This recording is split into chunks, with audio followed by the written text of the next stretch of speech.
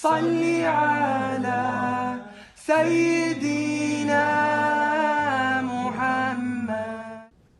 أعوذ بالله من الشيطان الرجيم. بسم الله الرحمن الرحيم. الحمد لله رب العالمين. الصلاة والسلام على أشرف الأنبياء والمرسلين سيدنا محمد وعلى آله وأصحابه أجمعين. Assalamualaikum warahmatullahi wabarakatuh. Waalaikumsalam. Selamat datang dan kembali ke siri podcast ilmu anjuran Himpunan Keilmuan Muslim Hakim. Jadi pada kali ini bersama-sama saya Ikhwan, ialah sahabat saya lah, saudara Syed Muhyiddin Al-Aqtas. Dulu dia orang dekat, tapi sekarang dia dah orang jauh, tapi alhamdulillah dia ada kesempatan untuk bercuti pulang ke Malaysia untuk bersama-sama kita lah. Jadi pada kesempatan ini insya-Allah kita akan berbicara sedikit tentang seorang tokoh yang tidak asing lagi, seorang tokoh yang amat agung dalam sejarah keilmuan dan ketamadunan Islam. Tidak lain dan tidak bukan Al-Imam Muhammad ibnu Muhammad Al-Ghazali. Jadi selamat datang saya ucap pada saudara Syed. Jadi bila sebut tentang Imam Ghazali ni, dia nama yang terkenal terutama di alam Melayu ni lah. Tapi pada masa yang sama dia juga macam sama-sama kita kenal namanya. Tapi siapa itu Imam Ghazali? Kenapa namanya disebut-sebut kan? Kalau dalam khutbah Jumaat di Selangor pun namanya disebut kan. Jadi mungkin untuk pusingan pertama ni, saudara Syed boleh ceritakan sedikit sebanyak kan, siapa itu Al-Imam Al-Ghazali, especially siapa itu Imam Ghazali pada Syed sendiri. Baik. Silakan. Baik, bismillahirrahmanirrahim. Alhamdulillahirabbil alamin. Wassalatu wassalamu ala asyrafil anbiya'i wal mursalin sayyidina Muhammadin wa ala alihi wa sahbihi ajma'in. Alhamdulillah kita rafa'kan rasa syukur kita kepada kehadrat Allah Subhanahu wa taala kerana diberi peluang untuk berhimpun begini, untuk bersama begini membicarakan seorang tokoh yang bagi kita sangatlah penting buat diri kita. Kalau bagi saya sendiri, saya teringat mungkin masa umur 20 begitu, tahun saya nak pergi berkelana lah menuntut ilmu di University of Otago di New Zealand. Waktu itu adik ipar saya kirimkan satu buku, dihadiahkan, yang mana buku itu adalah kitab Imam Al-Ghazali, itu kitab Munqidh Minad Dalal, yang diterjemahkan sebagai Deliverance from Error. Kitab itu dua bahagian sebenarnya, kitab Munqidh Minad Dalal dan Bidayatul Hidayah disekalikan dalam satu edisi. Jadi dalam perjalanan ke sana dan beberapa hari awal di sana kita baca kitab Munqidh Minad Dalal karangan Imam Al-Ghazali, dan di situ saya tertariklah dengan personality Imam Al-Ghazali, kerana melalui medium autobiografi Imam Al-Ghazali memperkenalkan diri kita bagaimana beliau sangat terkesan dengan isu-isu ilmiah. Kita jadi jatuh cinta dengan beliau bila mana kita lihat beliau mengambil masalah ilmu ini sebagai sesuatu yang begitu serius. Jadi pada umur yang begitu lagi saya lihat bagaimana beliau gambarkan contohnya krisis keraguan yang melanda beliau, dan bagaimana akhirnya beliau Allah Subhanahu wa taala telah selamatkan dengan cahaya hidayah. Dan kemudian dari itu dia berikan kita penerangan sedikit sebanyak tentang beberapa manhaj pemikiran yang ada.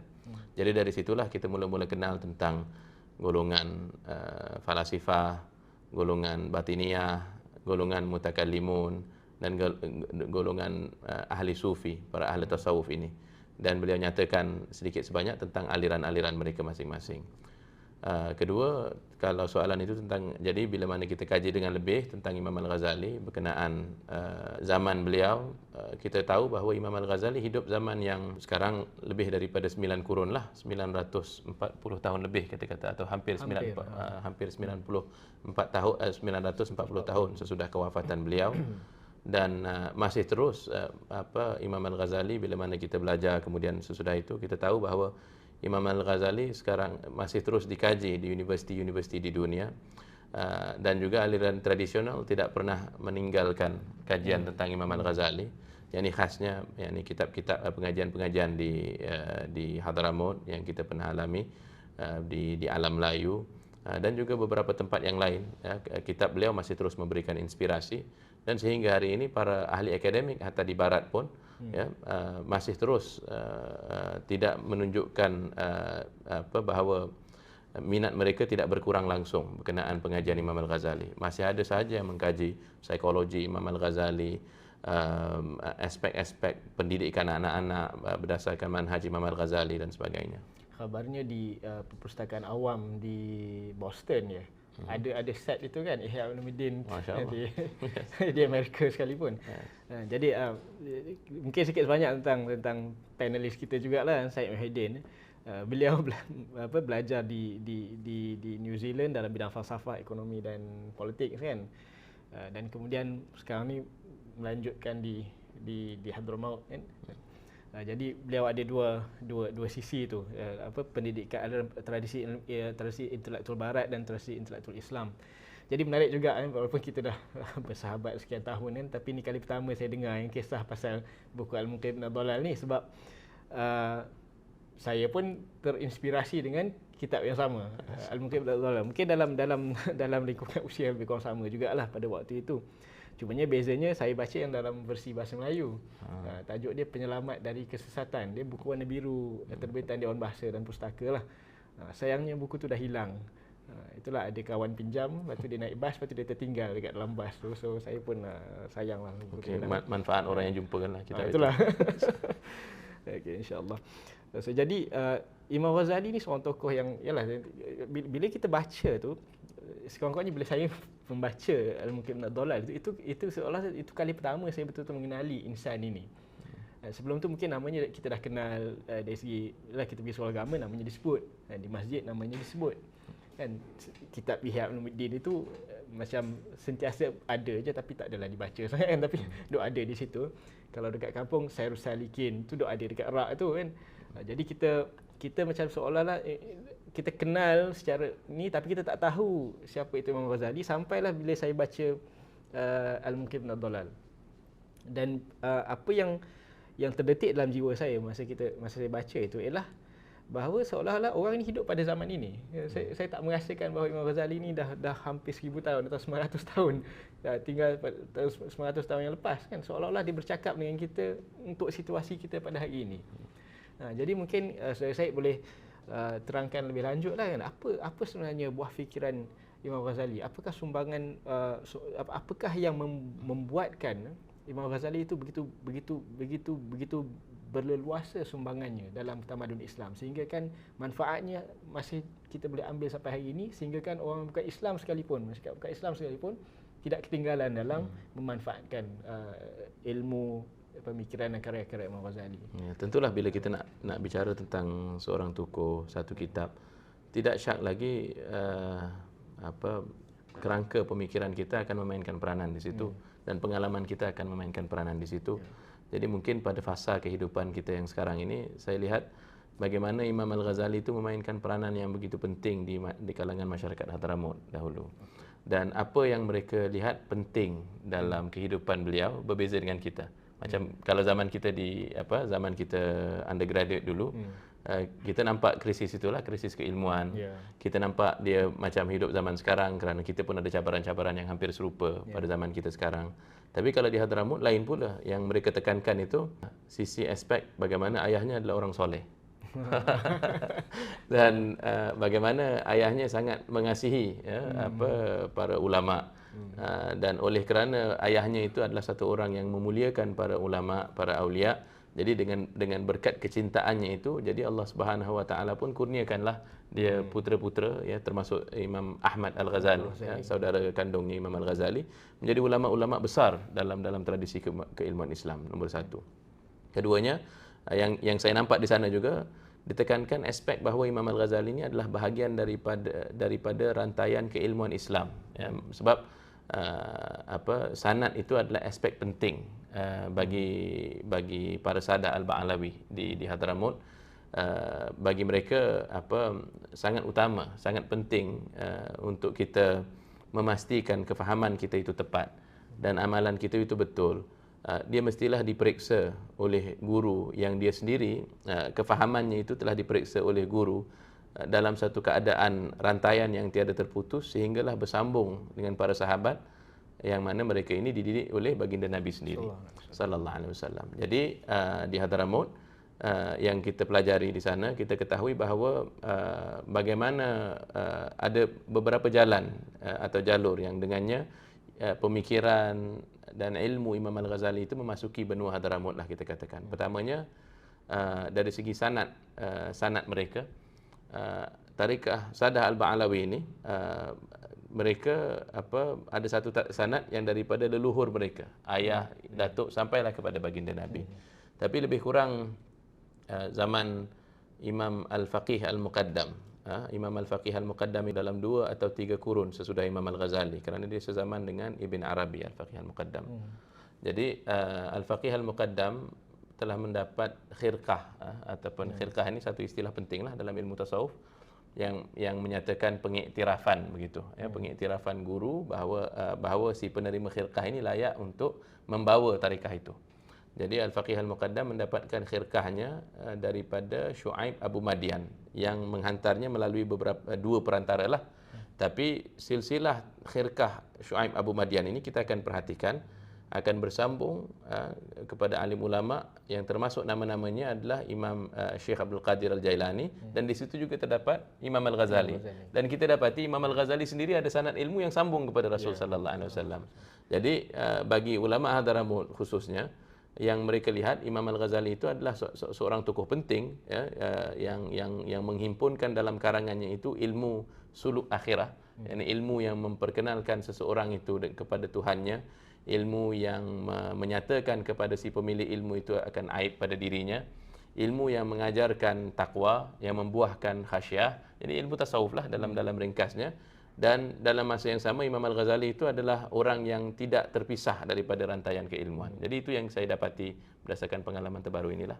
Menarik itu sebab itu menunjukkan bahawa dalam tamadun Islam sanad keilmuan ini, ataupun kita boleh kata dalam konteks hari ini, terminologi hari ini, intellectual genealogy kan, itu jelas kan, sebab kita ada ketelitian dan care lah ya, perhatian diberikan terhadap oleh para ilmuwan dan para muridnya terhadap daripada mana sumber ilmu yang kita peroleh lah kan. Jadi dan kita dapati peranan dan kedudukan Imam Ghazali itu amat sentral lah, amat utama dalam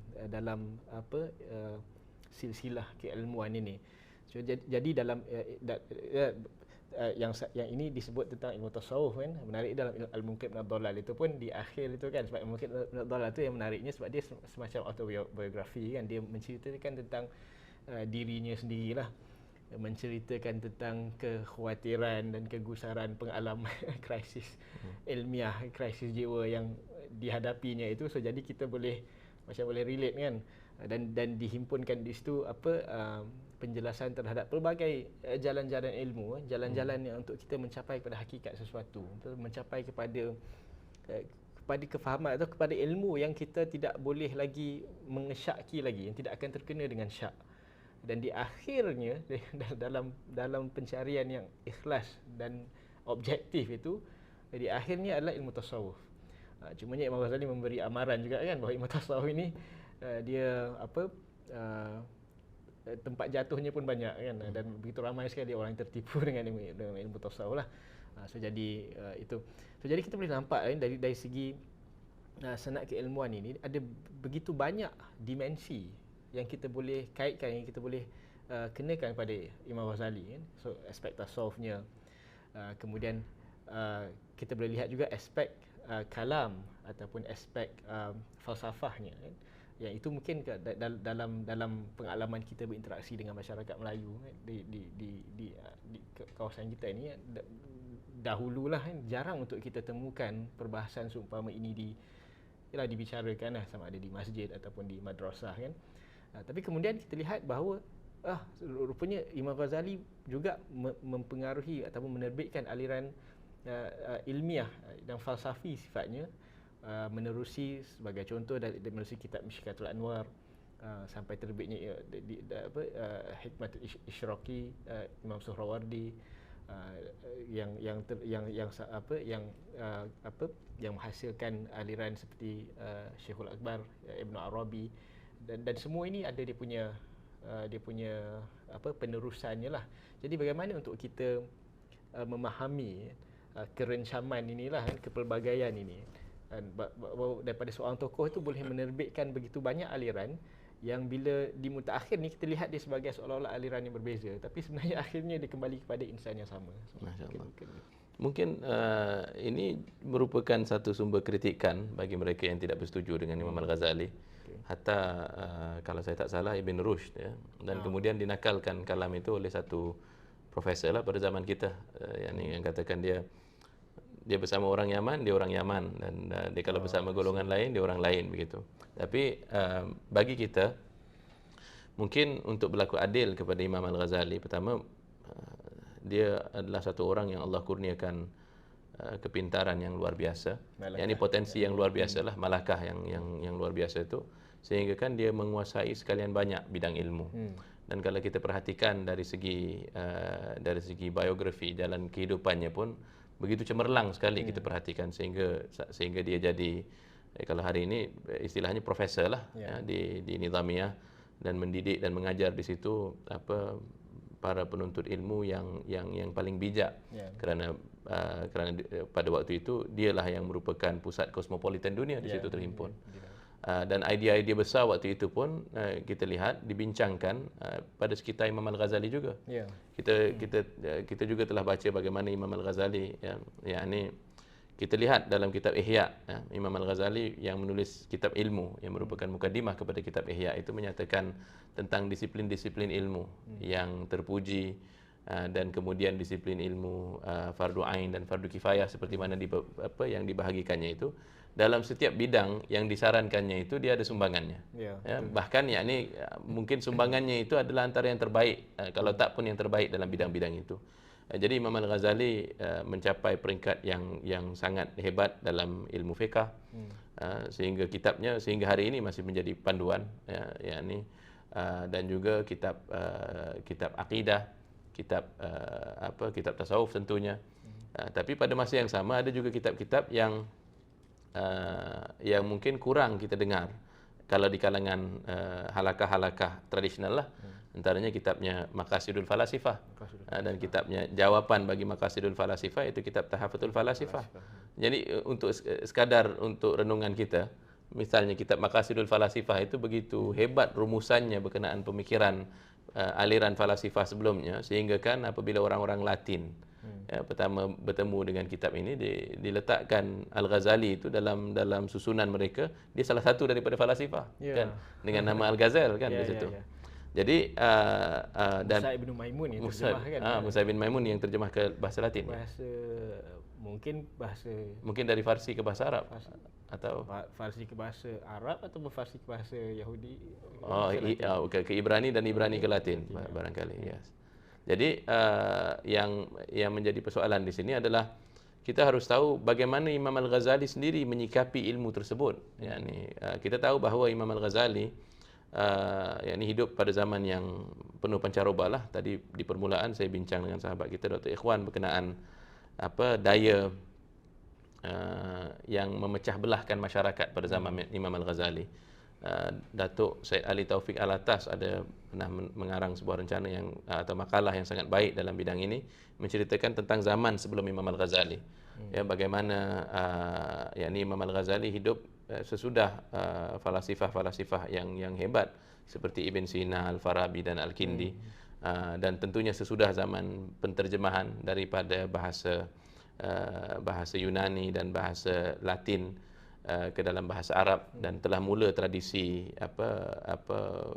bukan sahaja penterjemahan tetapi syarah sudah bermula. Jadi sudah cukup matang, boleh kita katakan zaman Imam Al-Ghazali. Dan pada masa yang sama waktu itu masyarakat berpecah belah juga atas beberapa faktor. Antaranya adalah faktor melemahnya tampuk kekuasaan khilafah Abbasiyah, dan munculnya masalah politik dan perpecahan masyarakat. Tapi Imam Ghazali juga ada yang menulis tentang politik. Ya, betul. Nasihatul Muluk. Dan juga pada masa yang sama ada masalah di situ tentang sebab beberapa gerakan yang memencilkan atau menjadikan masyarakat itu menyerpih lah kita katakan, jadi serpihan adalah berkait dengan perpecahan dalam bidang i'tikad, akidah juga, seperti golongan batiniyah. Dan juga selain daripada itu ada masalah yang beliau kenal pasti dalam Kitabul Ilm, iaitu masalah ilmu, penyempitan makna ilmu. Yakni apabila perkembangan ilmu fiqh pada zaman itu, sehingga kan tradisi ilmu itu melahirkan ulama, ataupun ilmuwan, yang mana ilmuwan ini juga berkhidmat di berkhidmat kepada para salatin, para pembesar. Jadi ada sebahagian daripada mereka menjadi penasihat kepada sultan, ada yang masuk kepada pejabat qadi misalnya, ada sebahagian yang terlibat dalam berfatwa, dan ada juga yang terlibat menjadi wa'adh, ataupun yang memberikan tausiah, ceramah kepada orang awam. Jadi penuntut ilmu zaman itu mungkin tak jauh beza dengan zaman sekarang. Ada dorongan yang lain, selain daripada menguasai ilmu semata-mata demi mencapai mardatillah atau semata-mata demi penyucian diri. Sebab ada motif di situ, ada dorongan di situ untuk seseorang itu menuntut ilmu untuk memenuhi keperluan duniawinya. Sehingga kan yang berlaku permasalahan di situ dalam bidang ilmu adalah sebahagian daripada mereka menuntut ilmu berdasarkan kehendak pasaran. Jadi dan bukan lagi keperluan pribadinya untuk mendekatkan diri kepada Allah Subhanahu wa taala. Jadi Imam Al-Ghazali ini boleh kita katakan antara dan diiktiraf Imam Al-Ghazali itu sebagai mujaddid, iaitu satu orang yang memperbaharui ruh dan semangat agama. Diiktiraf Imam Al-Ghazali itu sebagai seorang yang melakukan islah umat Islam pada zamannya, kerana dialah yang Allah Subhanahu wa taala bukakan hatinya untuk melihat segala macam masalah ini. Dan tentulah termasuk juga masalah ilmu yang dia sebutkan tadi. Dan boleh kita sebut itu macam satu contoh the barbarism of specialization yang berlaku boleh jadi juga lah, kan? Dan boleh juga saya majukan di sini tentang personality Imam Al-Ghazali yang menarik, yang mungkin terdapat kepada beberapa ilmuwan yang mungkin lebih dekat dengan zaman kita sekarang ini, iaitu dia memiliki satu malakah seperti mana yang disebut tadi itu, dan pada masa yang sama dia memiliki sifat yang ingin bebas daripada taklid mahad. Ini semata-mata mengikuti sahaja golongan yang terdahulu tanpa dia sendiri memahami sebab musabab yang dia mengikuti panduan golongan salaf dan sebagainya. Dan akibat daripada semangatnya ini, kita lihat bahawa tiada semestinya seseorang yang memiliki semangat independen begitu, semestinya dia akan sampai kepada peringkat yang mana dia akan terkeluar daripada tradisi, menyerang tradisi dan menyerang ulama yang terdahulu daripadanya. Bahkan akibat daripada penguasaan ilmu dia sampai kepada suatu peringkat yang memperkukuhkan tradisi itu sendiri, dan pada masa yang sama menerangkan semula sebab-sebab kenapa ilmuwan-ilmuwan terdahulu itu menyarankan beberapa jalan itulah. Banyak perkara yang disebut tadi itulah. Antaranya ialah suasana keilmuan dan suasana kemasyarakatan pada zaman Imam Ghazali itu sendiri yang kita boleh lihat dia amat mirip pada suasana yang kita hadapi pada hari inilah. So, jadi bila kita baca isu-isu yang dihadapi oleh Imam Ghazali dan ulama dan ilmuwan yang seangkatan dengan beliau, seolah-olah sama dengan apa yang kita hadapi. Dan bila kita lihat dia punya konteks, dia punya institutional konteks dia pun. Waktu itu ada Madrasah Nizamiyah. Madrasah Nizamiyah ni kita boleh katakan universiti lah kan, untuk dalam konteks hari ni kan. Kalau mungkin kita boleh bincang, ada seorang lagi kawan lah, Dr. Ashraf Ishraqi kan, dan thesis PhD ni kan tentang Madrasah Nizamiyah, dan beliau pernah bentang lah dengan kita kan dulu, satu masa dululah, tentang dapatan kajian tu. Dan daripada gambaran tentang Madrasah Nizamiyah itu, seolah-olah memang exactly seperti mana universiti yang hari inilah, dengan strukturnya, administrationnya, penggajiannya, dia punya KPI semualah kan. Semua itu ada bersekali di kat situ. Dan juga tadi disebutkan juga penguasaan segenap bidang ilmu, dan juga bahawa banyak juga tokoh-tokoh yang terkenal dalam ilmu-ilmu tertentu juga hidup pada zaman Ghazali, dan mereka ni macam dalam klik yang sama lah, seperti Omar Khayyam, dan lain-lain lah kan. Sejadi Imam Ghazali dia boleh bercakap tentang logik dan matematik. Dan kita dapati ilmu mantik itu, logik itu dia jadi mainstream selepas Imam Ghazali. Itu satu lagi. So ada banyak perkara lah yang disebutkan tadi tu yang memberi kita gambaran yang lebih lanjut tentang siapa itu Imam Al-Ghazali. Dan penting juga yang tadi disebut tu bahawa apabila seorang ilmuwan itu memang akhir perjalanannya itu ialah independence tadi tu kan. Sebab ilmu itu adalah pada diri dia kan. Jadi dia tidak perlu bergantung kepada nukilan daripada orang lain lah kan. Jadi kefahaman tu ada pada dirinya sendiri. Tapi pada masa yang sama, berbeza dengan kebanyakan yang kita lihat pada hari ini, bila seorang itu menganggap dirinya independen, dia mengasingkan diri daripada tradisi, dan dia melarikan diri daripada pohon di mana dia tumbuh kan. So dia nak sendiri kan. Tapi beza dengan Al-Ghazali, walaupun beliau diiktiraf sebagai seorang mujaddid, mujaddid ni dan sepakat kan pada zamannya itu bahawa beliau adalah mujaddid pada zamannya, tapi pada masa yang sama beliau tetap adalah menisbahkan dirinya sebagai Asy-Syafi'i, tetap menisbahkan dirinya sebagai Al-Asy'ari dan seterusnya lah. Jadi okey, sekarang kita nak fast forward sikit lah sebab mungkin kita tak cukup masa untuk banyak lagi kita boleh cerita tentang perkara ni, tapi kita kena fast forward.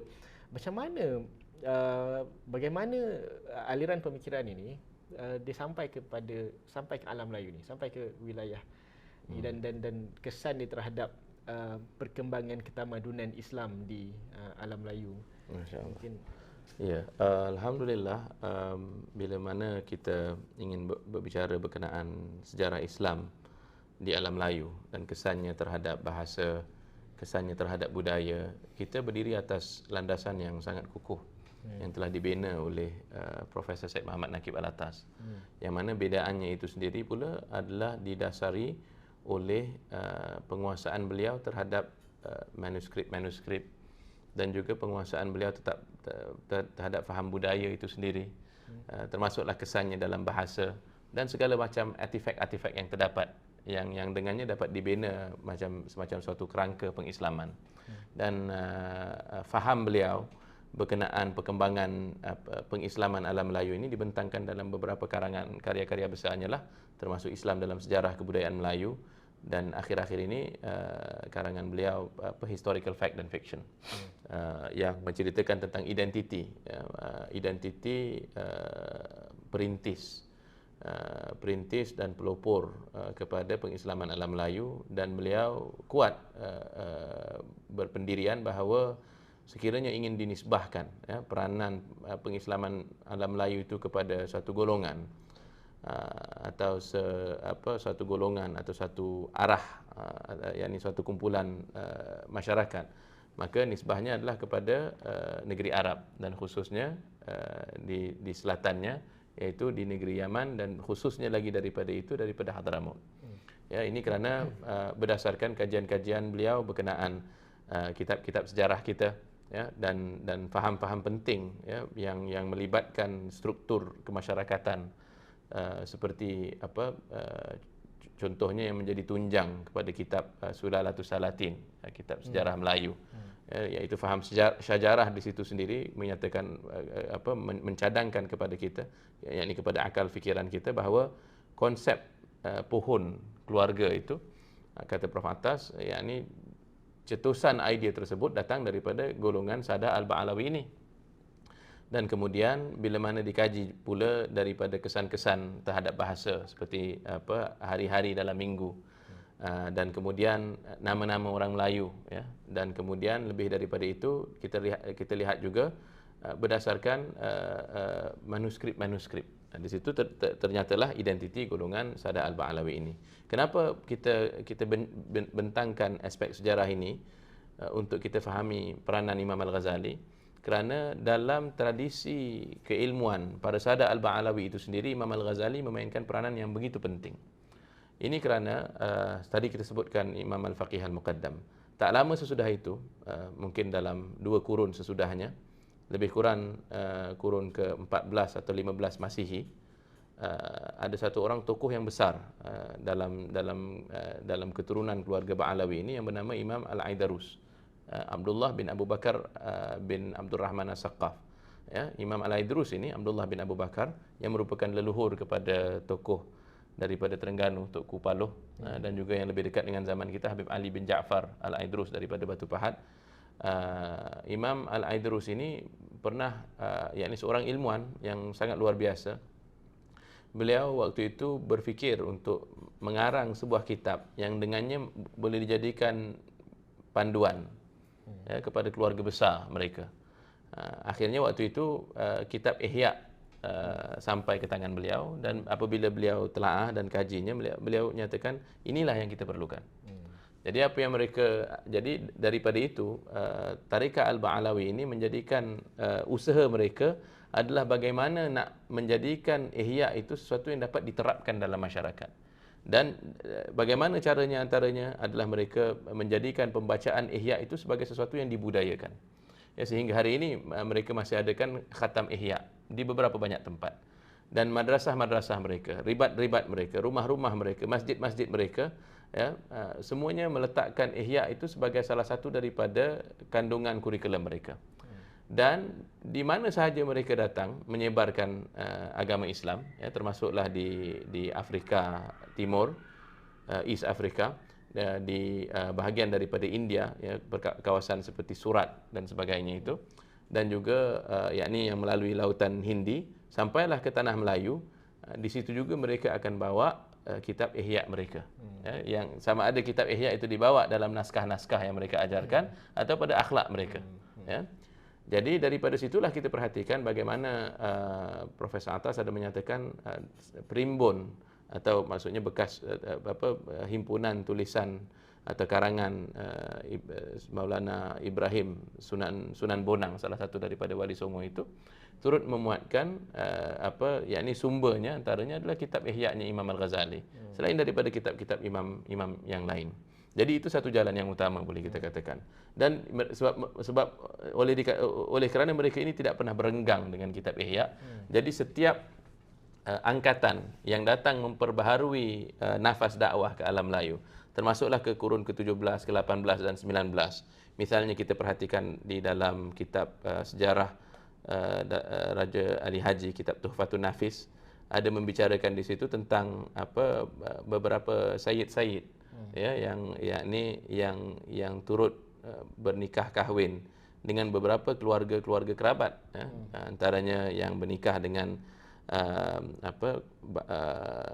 kerabat Bugis, Selangor, Johor dan sebagainya, dan termasuk juga yang membangunkan beberapa kesultanan baru seperti di Pontianak, ya, dan di Palembang dan sebagainya itu, yang mana pusat-pusatnya sehingga hari ini ada. Jadi selagi mana Tariqah Al-Ba'alawi itu diajarkan berterusan, jadi ini adalah salah satu daripada sumber yang mana melaluinya pemikiran Imam Al-Ghazali meresap masuk, khasnya aliran Ihya. Nombor dua adalah seperti mana yang telah ditimbulkan oleh beberapa pengkaji, antaranya Prof. Azyumardi Azra, Dr. Megawati Morris, dan beberapa pengkaji-pengkaji yang lain yang melihat peranan Mekah Al-Mukarramah sebagai sumber sanad ilmu alam Melayu, yakni sumber sanad ilmu kurun ke-18, 19. Tapi sebenarnya kalau kita ingin lihat ke-17 pun sudah ada kesannya, yakni sebab adanya Syekh Nuruddin Ar-Raniri. Ya. Sebab Syekh Nuruddin Ar-Raniri itu beraliran tarikat Aidarusiyah.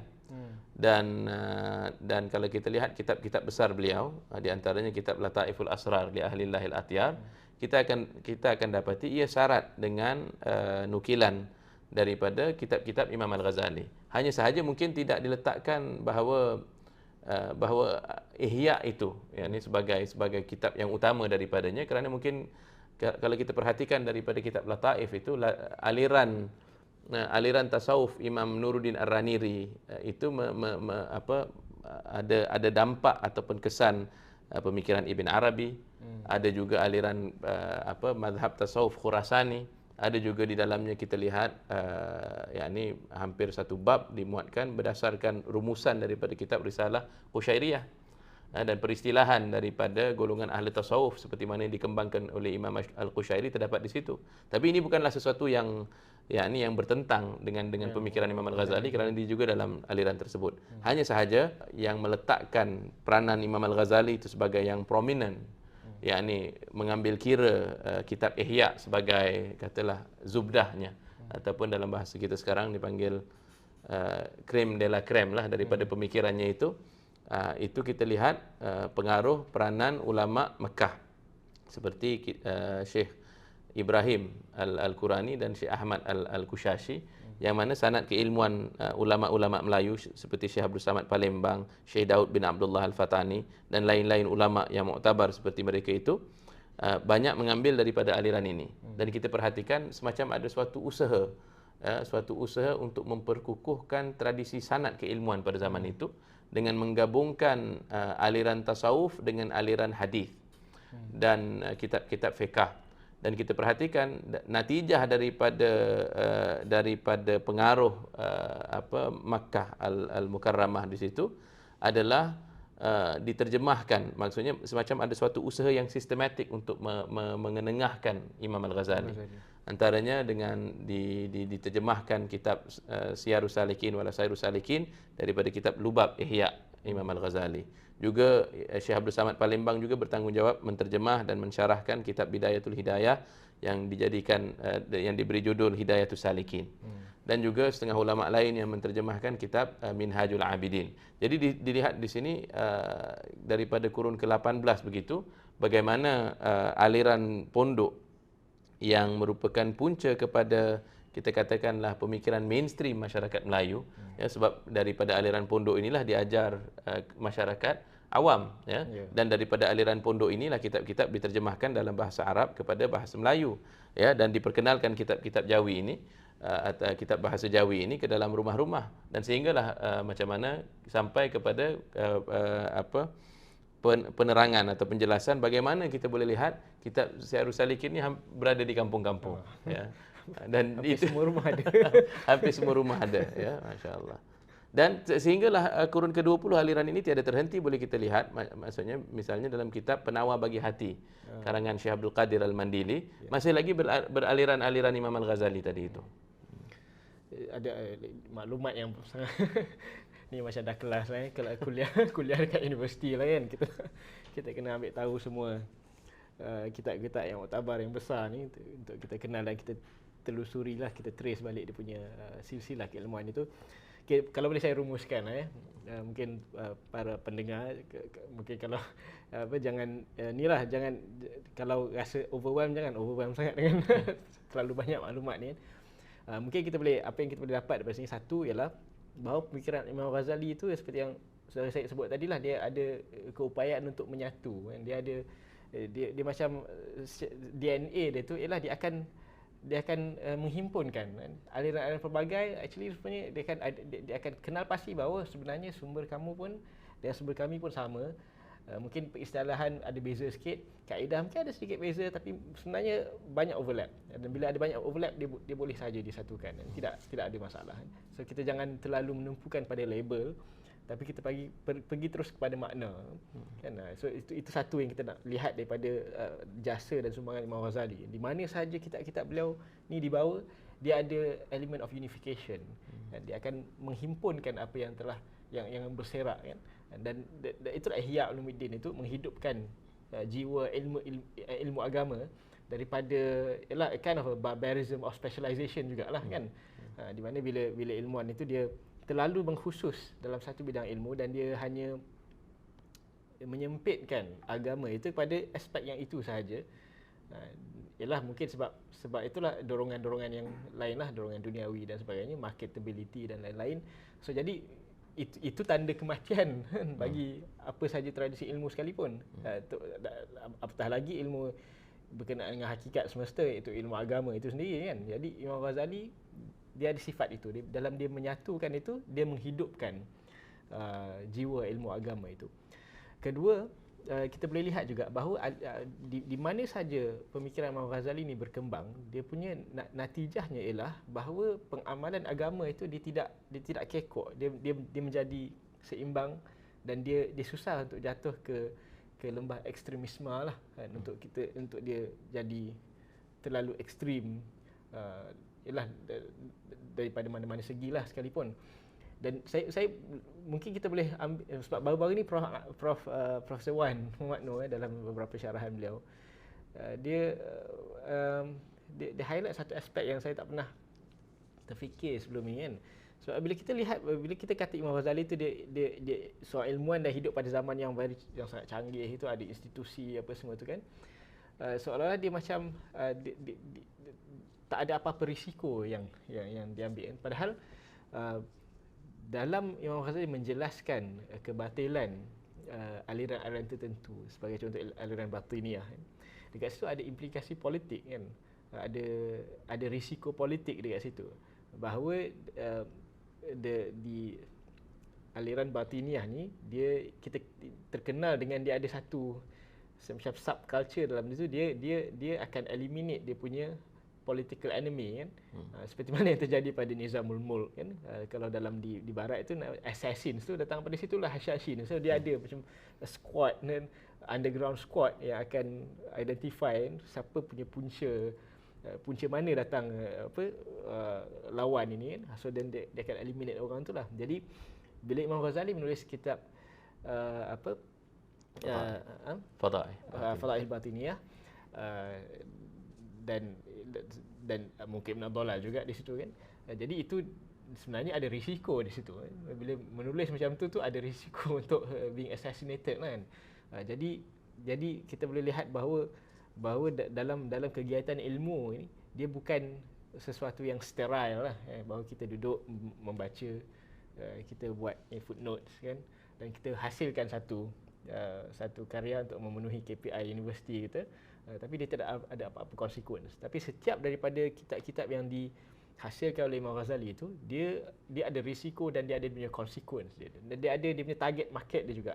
Target market tu bukan market lah, tapi target kepada orang yang macam mana yang akan yang perlukan karya seperti ini. Orang yang macam mana yang perlukan karya seperti ini. Dia membawa kepada hakikat yang sama. Tetapi Al-Mustasfa ada khalayak dia, Ihya ada khalayak dia, mungkin Ibn Dhalal pun mungkin lebih umum lagi kan, ada khalayak dia. Al-Iqtisad fil I'tiqad kan, ada khalayaknya kan. So jadi mungkin daripada situ kita boleh nampak, mungkin kita boleh katakan bahawa aliran pemikiran yang beginilah yang kita perlukan untuk menghadapi cabaran zaman pada hari ini. Terutama sekali dalam keadaan ilmu yang dah meledak dengan begitu dahsyat sekali. Kekeliruan yang juga sudah berleluasa lah kan.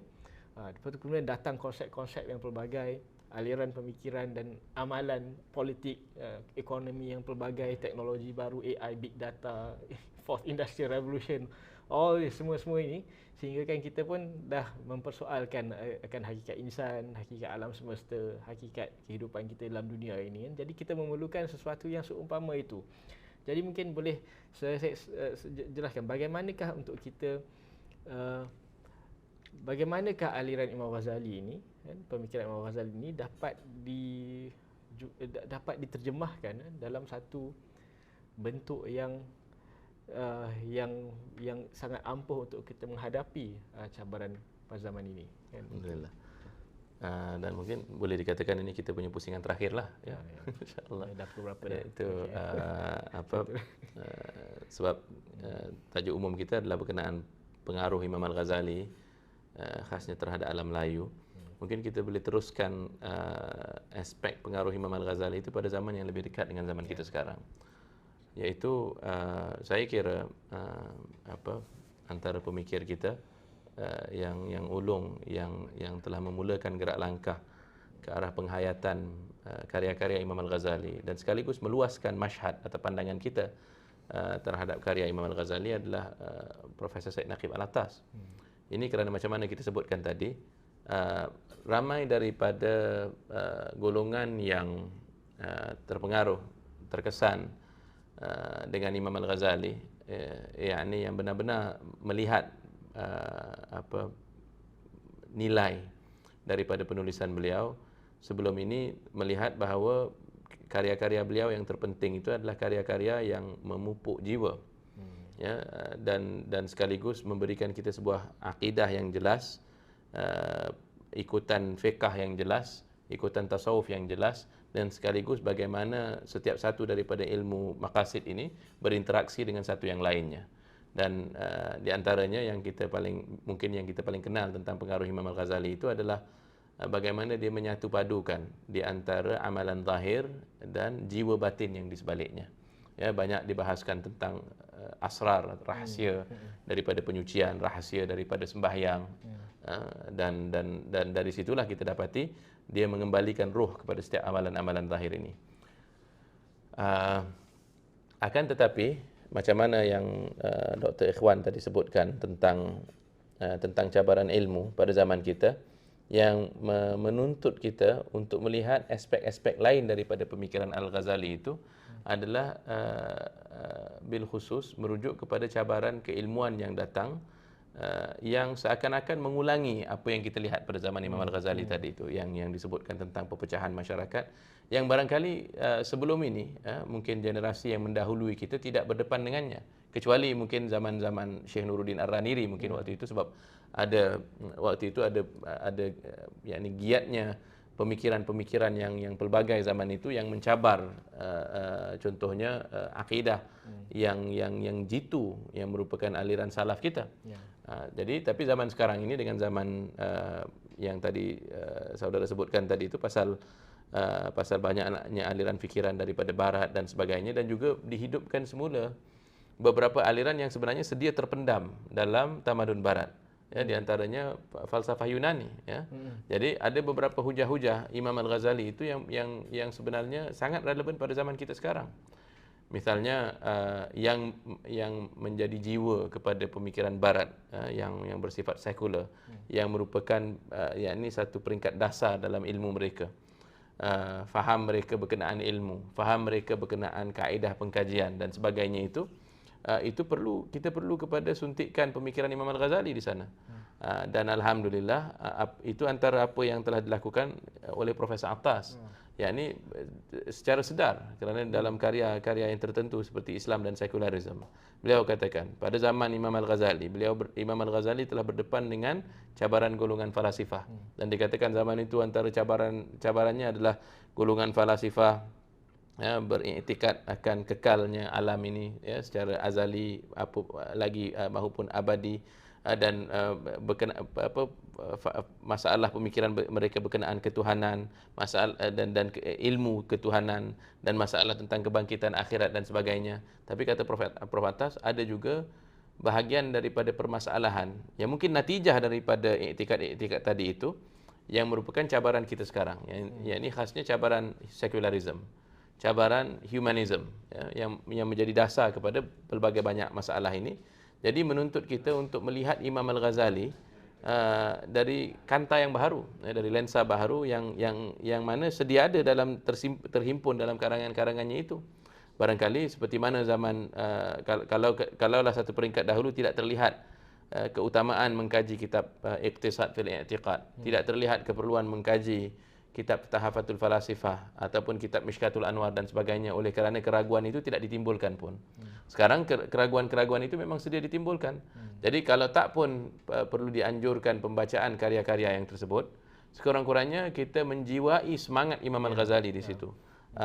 Semangat penyatu paduan, semangat membezakan, mentafsirkan di antara pendapat-pendapat yang didorongi, yakni yang didasari dengan dasar mantik yang kuat dan tidak. Dan itu juga yang saudara sebutkan tadi tentang bagaimana Imam Al-Ghazali melihat ada keperluan untuk memperkenalkan subjek mantik atau untuk mengkaji ilmu-ilmu Islamiah. Ya, beliau karang kitab Mi'yarul Ilm, ada lagi kitab Mihakun Nazar dan Qistas Al-Mustaqim, yang mana diperkenalkan peristilahan-peristilahan yang merujuk kepada cara berfikir dengan betul. Itu antara sumbangan yang saya kira sangat pentinglah, selain daripada karya-karyanya yang lain. Di antara cabaran yang beliau kenal pasti pada zaman beliau, yang mungkin sekarang berulang pada zaman kita ini, yang merupakan natijah daripada barbarism of specialism tadi itu, specialization tadi itu, adalah masalah setiap orang yang memiliki atau yang memahami satu disiplin ilmu menyangka bahawa disiplin ilmu itu mencukupi buatnya. Natijah daripada itu, dia tidak dapat melihat pertalian di antara ilmu itu dengan ilmu yang lebih tinggi nisbah daripadanya. Atau natijah daripadanya boleh jadi juga satu orang itu boleh jadi dia merendahkan ilmu yang lain. Atau boleh jadi dia berlaku keadaan di mana satu orang itu tidak mengetahui bahawa dia sebenarnya belum memenuhi tuntutan fardu ain. Dan lagi pula penyempitan makna ilmu, makna istilah ilmu ini juga terlibat kadang-kadang di kalangan orang yang mempelajari ilmu agama. Misalnya orang yang baru sahaja katalah timbul kesedaran untuk mempelajari ilmu agama, langkah pertama biasanya nak belajar baca Quran. Jadi itu mungkin akan ambil beberapa tempoh. Jadi dia akan belajar kenal huruf, kemudian belajar makhraj huruf, belajar tajwid sampai boleh baca Quran. Dan kemudian mungkin barulah dia nak bergerak ke arah tafsir dan sebagainya. Dalam pada itu mungkin dia terlepas peluang untuk dapat ilmu yang sebenarnya merupakan idaman hatinya itu. Jadi itulah mungkin antara ini pun Imam Ghazali ada tuliskan Jawahirul Quran. Iya betul. Jadi di situlah diletakkan karya-karya beliau tu. Subhanallah, sebenarnya saya kiralah kalau kita balik kepada istilah bahawa karya beliau yang macam Ihya, Bidayatul Hidayah ini yang merupakan zubdah tadi kita katakan, ataupun permata daripada ilmu. Yakni kalau kita tidak berkesempatan untuk mengkaji aspek yang lain yang merupakan fardu kifayah golongan ilmuwan, sekurang-kurangnya kita jangan terlepas daripada membaca kitab-kitab Imam Al-Ghazali yang memberi manfaat langsung kepada diri kita untuk memenuhi tuntutan ilmu fardu ain itu tadi. Kita sebenarnya dah tak cukup masa lah. So kalau nak ikutkan banyak lagi sebenarnya yang kita boleh bicarakan, yang menarik lah untuk kita ketengahkan. Namun mungkinlah sebagai kesimpulan kita bila kita kata kita nak meneruskan ataupun mewarisi tradisi keilmuan yang dicetuskan oleh Imam Ghazali itu, kita harus sedarlah bahawa dia bukan kerja copy paste kan. Kita bukan ambil tu dan letak sini kan. Dia adalah usaha menjiwai juga, menjiwai semangat yang dimulakan oleh Imam Ghazali. Itu sebenarnya itu adalah semangat budaya ilmu zaman berzaman daripada Nabi SAW sendiri. Jadi mungkin penting untuk kita kenal dengan sebenar-benar kenal tokoh yang kita bicarakan pada hari ini, iaitu Imam Al-Ghazali. Kedua, mungkin kita boleh berjinak-jinak dengan sedikit sebanyak pada karya-karya utama beliau.